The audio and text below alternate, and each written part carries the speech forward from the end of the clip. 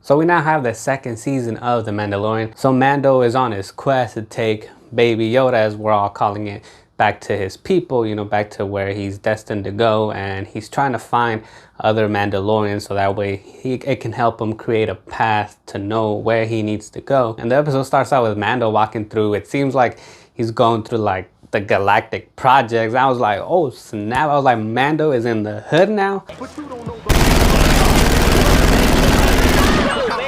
And we have the city that's all tagged up and it looks like he's in the ghetto. And yeah, I know what that looks like. I mean, because I'm right here in Oakland. So I was like, okay, Mando's in Oakland in space now. And he gets info that there's another Mandalorian possibly on Tatooine. So we're going back to Tatooine now. And when I first heard that, I was like, okay, Mandalorian in Tatooine. I was like, okay, that means Boba Fett. And, you know, Mando goes to Tatooine and he goes to the city that apparently is no longer on like the maps, on the archives, called Mos Pelgo. And I'm over here thinking, okay, he's getting ready to see Boba Fett, but then we got this.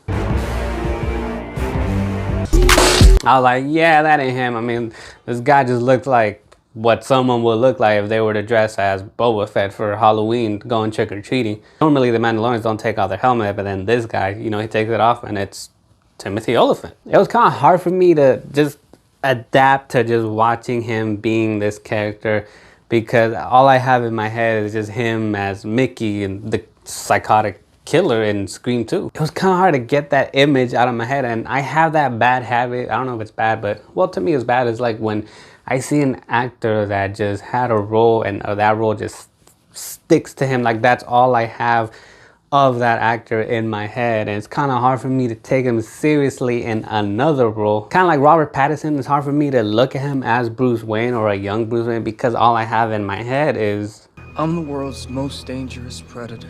That being said, like, it was hard for me to watch Timothy in this, but, you know, I was trying my best to just not remember Scream 2. So then Mando tells him, bro, you gotta take that armor off, you gotta give it back. They make a deal that if he wants the armor back, he's gotta help him destroy this worm-like creature, this giant worm creature that is terrorizing the city, that is, or it's about to attack the city, and if they don't take this thing down, the whole city of Mos Pelgo is just gonna go to hell. So they realize that it's too big, it's too powerful just for them two, so they make a deal. They tell the locals, hey, Mando can help us, but we got to come together with the Sand People, you know, the Tusken Raiders, in order to work together and take this thing down. And what I really like that they did in this episode is that they gave the Sand People like more personality, because all we've ever seen them do is just them screaming. But in this episode, we see them with more personality. We see them communicating with people, actually communicating, even though it's with sign language, but at least we're just not watching them scream the whole time. And other than the screaming, all we would see from them is them shooting at people as they came by with their speeders driving through the canyons. And that just reminded me of me back in the day, that as neighborhood kids, we had nothing to do, we were bored, so we would just either shoot at cars as they came by with BB guns or throw stuff at them, throw some eggs, some bottles, because we just had nothing to do. Sex. Yeah, come here.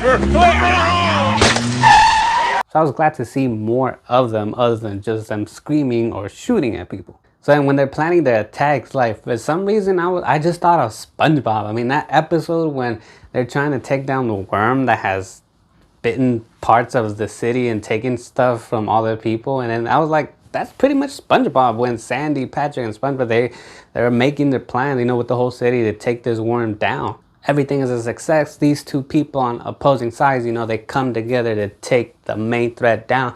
And I really like that, especially since this is the first episode of the new season, because normally you would see something like that towards the end where two people, two sides that don't really get along, you know, they come together. So I feel like that was a good introduction back to The Mandalorian, back to get things up and going. And the funny thing is that this thing came out like during election week, so then it was kind of like Star Wars. I mean, of course, I don't know if this is their intention. I'm pretty sure it wasn't, but it's kind of like Star Wars telling America, hey, we can come together even though we don't like each other to take down the main enemy. Like, we gotta set our differences aside in order to take down the real threat. Because for the past 4 years, we've had a lot of this. But every 4 years, we have the ability to do this. So now with Joe Biden in office, we all get to say, You're fired.